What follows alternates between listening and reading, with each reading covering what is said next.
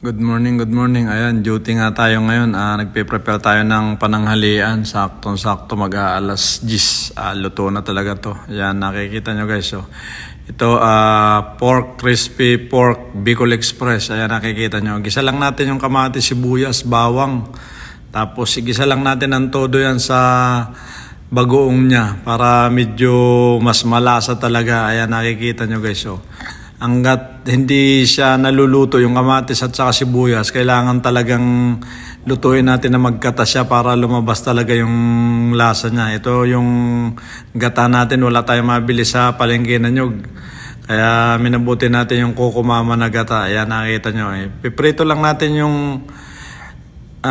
baboy para crispy talaga siya, tapos tatadtawin natin siya. Pwede natin timpla natin siya ng ano yung baboy kung gusto niya ng ganyan na ano, pero pwede na malilit lang na hiwa para pasukin siya nung katas talaga. Ayan, nakikita nyo guys. So, finished product ng crispy pork binagoongan, Bicol Express pala. Ayan, nakikita nyo, sarap nyan. Ito, lechong manok. Sana lang ko lang nito, pre-night lang din natin to, binabad natin to, nakamarinate na mga ilang minuto. Tapos ito yakisoba o chicken yakisoba, ang sarap. Let's eat guys.